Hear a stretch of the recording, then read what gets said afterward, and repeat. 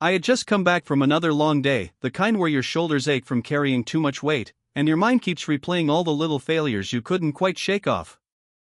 The apartment was quiet, except for the faint hum of the ceiling fan. I was halfway through dropping my keys on the counter when I heard a soft knock at the door. It wasn't the kind of knock that demanded. It was gentle, hesitant almost, but unmistakably hers. My landlady. I opened the door to find her standing there in the hallway, her figure outlined by the amber glow of the overhead light. She was in her early 40s, though the way she carried herself had a timeless grace that made age seem irrelevant. That night, her hair was loosely tied back, a few strands falling forward to frame her face. Her expression, though, caught me off guard. Usually she greeted me with a polite smile, that firm but kind demeanor of someone who kept everything in order. But tonight was different. There was something softer in her eyes, something tired, as if the weight of the evening pressed down harder on her than usual. Rent night, I thought instantly, bracing myself. Money was always tight, and though she was never unkind about it, I hated the feeling of being reminded. But before I could reach for my wallet, she spoke. Her voice was low, steady, but carrying a vulnerability I had never heard from her before. No rent tonight, she said, shaking her head slightly. Then, after the smallest pause, she added, pay me in a different way. The words hung in the air between us, and for a moment, I wasn't sure I heard her right. My heart gave a sudden, uneven beat. Her tone wasn't teasing. It wasn't demanding. It was something else entirely, quiet, almost pleading, though her composure never fully cracked. I stood there, frozen, unsure what she meant. My mind raced through a dozen possibilities, but none seemed to fit the look in her eyes. There was no sly smile, no sharpness. Just a woman standing in her own doorway, asking for something I didn't yet understand. I swallowed, the silence stretching uncomfortably. What do you mean? I finally managed, my voice quieter than I intended. She tilted her head slightly, the faintest smile tugging at the corner of her lips, not playful, but weary. Just, not money. Not tonight. Her gaze held mine, steady but vulnerable, and I realized this wasn't about rent at all. She wasn't asking for anything I could fold into an envelope or hand across the threshold. She was asking for something else. Something unspoken. And in that moment, with the faint scent of jasmine drifting from her apartment behind her and the cool night air settling between us, I felt the first stirrings of curiosity, and something more dangerous. Because for the first time, my landlady didn't feel like just my landlady. She felt like someone reaching out, across a boundary neither of us had ever dared to cross. Her words lingered in my chest long after she spoke them. Not money. Not tonight. I stood in the doorway, caught between confusion and curiosity, searching her face for answers she didn't give. Then, with a small motion of her hand, she gestured toward her apartment. Come sit with me for a while, she said softly. I don't want to be alone tonight. There was no force in her voice, only honesty.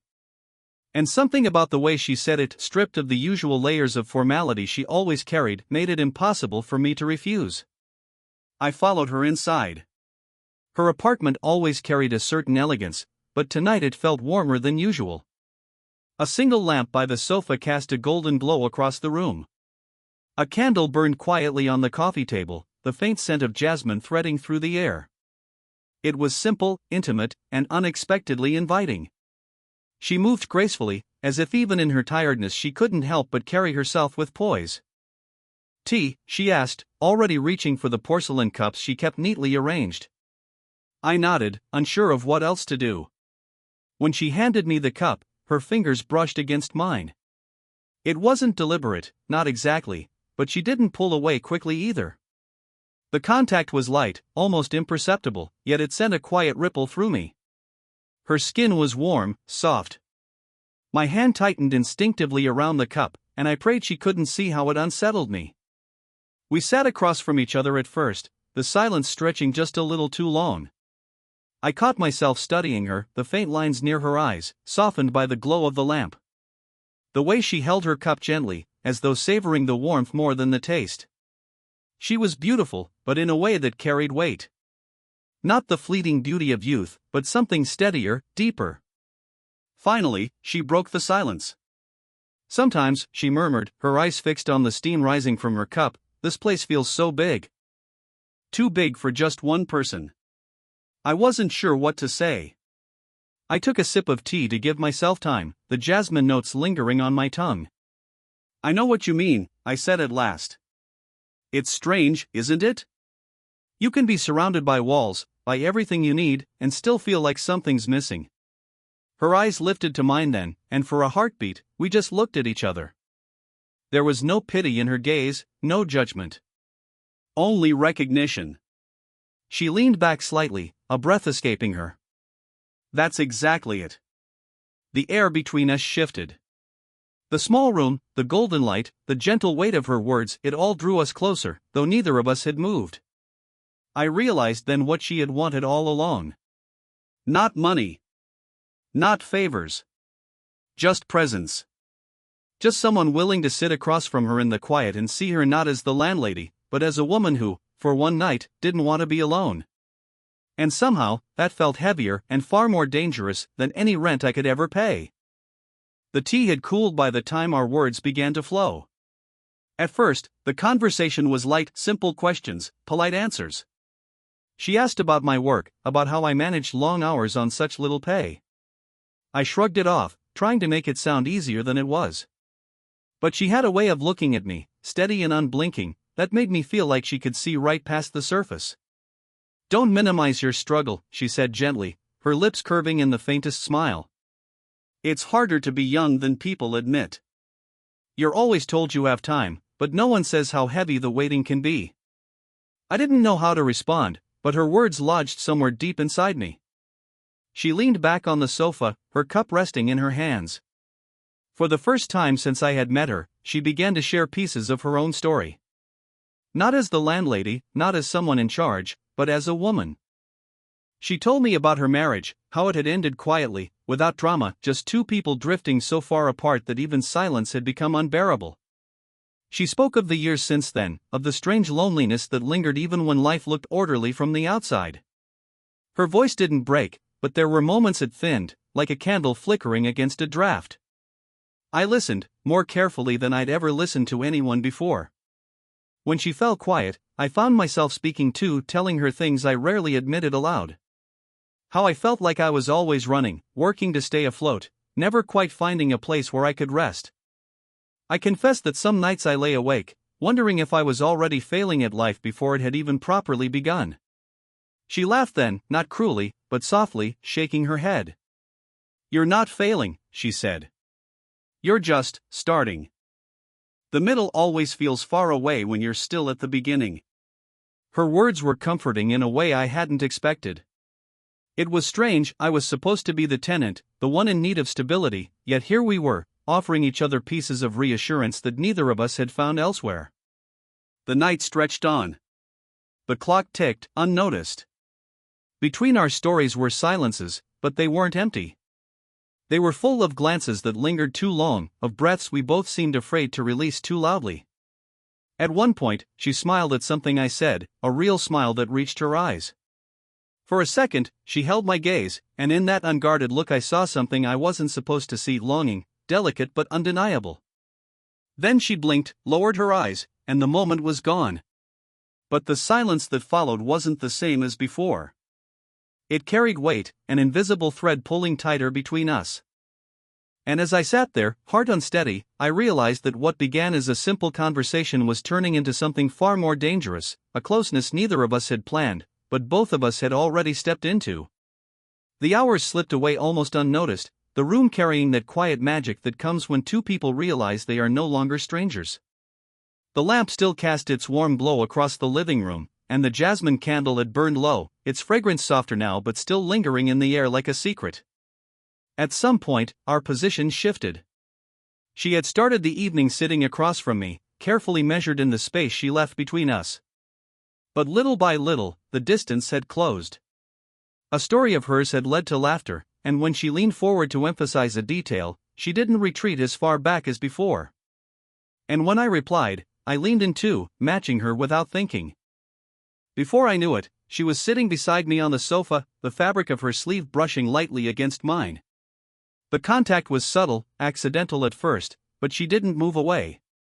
I could feel the warmth of her presence, not just her body, but her nearness, her breath, the faint trace of jasmine that seemed to cling to her skin. It made my own breaths uneven, though I tried to disguise it. She tilted her head, letting out a soft laugh at something I'd said. The movement sent a few loose strands of hair falling across her face. Instinctively, my hand twitched, the impulse to brush them back startling me. But I caught myself, fingers tightening against my knee instead. She must have noticed. Her eyes flicked toward my hand for the briefest moment, and then she tucked the strands back herself, slow and graceful, her fingertips lingering at her temple as though aware I'd been watching. The silence that followed wasn't empty. It was charged. She reached for her teacup again, and as she set it back down on the table, her hand came to rest for just a second on my knee. It was the lightest touch, a fleeting press of her fingers, almost as if she didn't realize she'd done it. But my body reacted instantly. A current ran through me, sharp and undeniable, and my heart stumbled in my chest. I didn't look at her right away, afraid of what I'd find in her eyes. When I finally did, she was already looking at me. There was nothing casual in her gaze. It was steady, searching, with a vulnerability I hadn't seen before. Neither of us spoke. We didn't need to. The room was speaking for us in the closeness of our shoulders, in the warmth of her touch still lingering on my knee, in the unspoken question hanging heavy between us. I wanted to close the space completely, to let the electricity between us finally burn into something undeniable. But my thoughts raced. She's older. She's my landlady. This is a line I shouldn't cross. And yet, the smallest touches had already crossed it for us. The air between us grew heavy after that touch, as though the entire room had shifted its weight onto our shoulders. I could still feel the ghost of her fingers against my knee, a warmth that refused to fade. My mind should have been clear. I should have stood, thanked her for the tea, and gone back to my apartment before the night grew too complicated. But my body betrayed me. I stayed rooted to the sofa, unable to move away. She must have felt it too. For a long moment, she didn't speak, her gaze lowered, her hand resting loosely in her lap. Then, almost as if catching herself, she drew her hand back, folding her arms across her chest like a barrier. The sudden distance was small, but I felt it sharply, as though a door had been closed. I looked at her, trying to read the expression she tried so carefully to mask. Her lips pressed together, her jaw tense, her eyes focused on some invisible point across the room. "We shouldn't," she whispered, the words barely audible. Her voice startled me more than if she'd shouted. The way she said it, not firm, not decisive, but hesitant, as though she was trying to convince herself. I swallowed, unsure how to answer. "I know," I said quietly. And I did know. She was my landlady. She was older, wiser, with responsibilities I couldn't begin to understand. And I was, just me. Too young, too unsteady, with nothing to offer except my presence. The logical part of me screamed that she was right. That whatever was pulling us closer was something we should both resist. And yet, another part of me, the part that remembered the loneliness in her eyes when she knocked on my door, the softness in her voice when she asked me to sit with her, couldn't accept pulling away. The silence stretched painfully. The candle flickered low, casting shadows across her face, making her look almost fragile despite the quiet strength she always carried. I wanted to reach for her, to tell her she didn't have to keep holding everything inside, but my own doubts held me back. Finally, she sighed, her shoulders slumping as if the weight of her own words pressed down too hard. "People wouldn't understand," she murmured. There it was, the unspoken truth. Not just the years between us, not just our roles, but the way others would see it. Judgment, whispers, questions neither of us wanted to answer. Her eyes flicked to mine then, and for just a heartbeat, I saw the war inside her.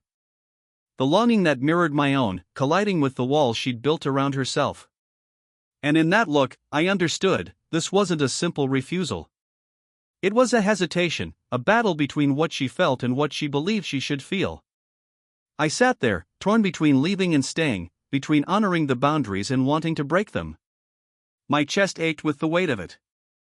And as the silence wrapped tighter around us, I realized we were both teetering on the edge of something that could change everything if only one of us dared to move first.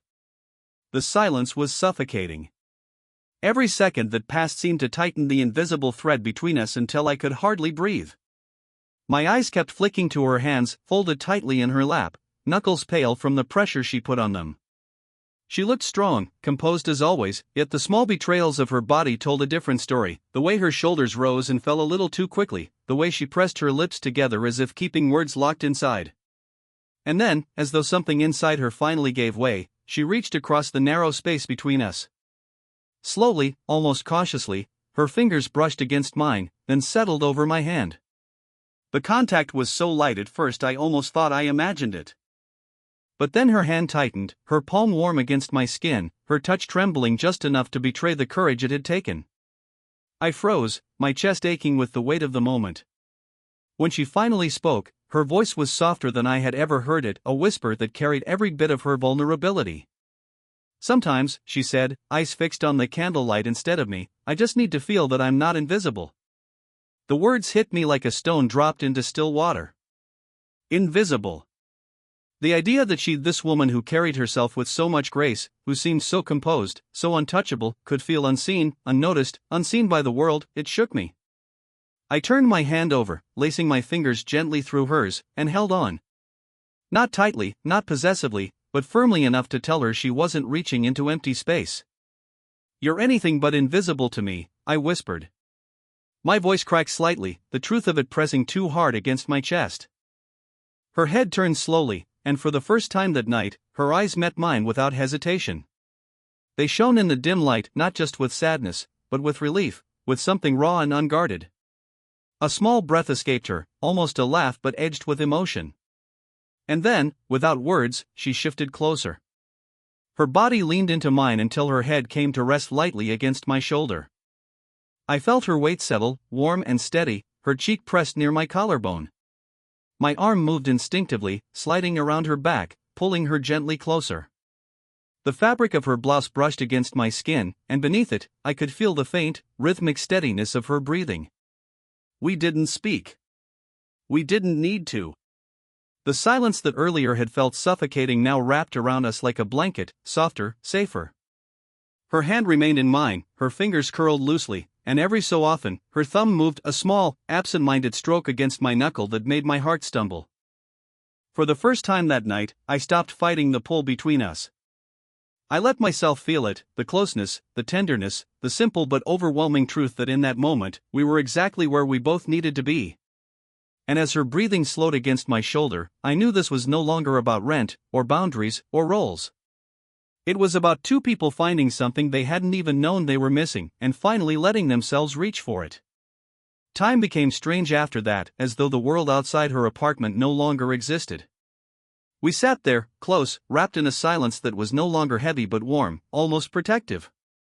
Her head rested against my shoulder, her hands still entwined with mine, and every so often I felt the gentle rise and fall of her breathing.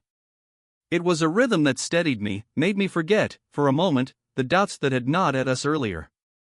I don't know how long we stayed like that. Minutes, hours, it all blurred together. But eventually, she stirred. Her head lifted slowly from my shoulder, her eyes blinking as though waking from a dream she didn't want to leave. "I should let you go," she said softly, though her tone lacked conviction. Her hand remained in mine even as she spoke, her fingers reluctant to release. I shook my head lightly. "I don't mind staying." A smile tugged at her lips then, small, tired, but undeniably tender. "You've already given me more than I asked for," she whispered. Still, she rose, and I followed, our hands parting only when we reached the doorway of her apartment. The lamp behind her cast a soft halo of light around her figure, and in that moment she looked both impossibly strong and quietly fragile, as if she was balancing between two versions of herself. We stood there, neither of us ready to break the spell. My chest ached with the weight of everything I wanted to say but couldn't. And then, almost shyly, she stepped forward. Her arm slipped around my waist, tentative at first, then firmer as she drew me into her. I felt the warmth of her body against mine, the softness of her cheek resting lightly against my chest. My own arms moved around her, holding her as though letting go too soon would undo everything that had happened tonight. For a moment, it was just us, her heartbeat steady against me, the faint scent of jasmine clinging to her hair, the quiet hush of the night wrapping around us like a promise. When she finally spoke, her voice was muffled against me, almost as if she didn't want the words to escape too loudly. "This is the only rent I wanted, your company." My throat tightened. It wasn't just a line, not just something kind to say. It was the truth, raw, simple, and more valuable than anything money could have offered. I held her closer, wishing I could freeze the moment, but eventually she pulled back. Her eyes shone in the dim light, not with tears, but with a softness that seemed to reach past every wall she'd kept around herself. We exchanged no promises, no declarations. Just a long, lingering look that carried more weight than words ever could. And when I finally stepped out into the quiet hallway, my heart was racing, my palms still tingling from her touch. The door closed gently behind me, but the night had left its mark. Something had shifted in her, in me, in whatever bound us together now. And I knew, as I stood there in the silence of my own apartment, that no rent I could ever pay would matter as much as the closeness we had shared that night.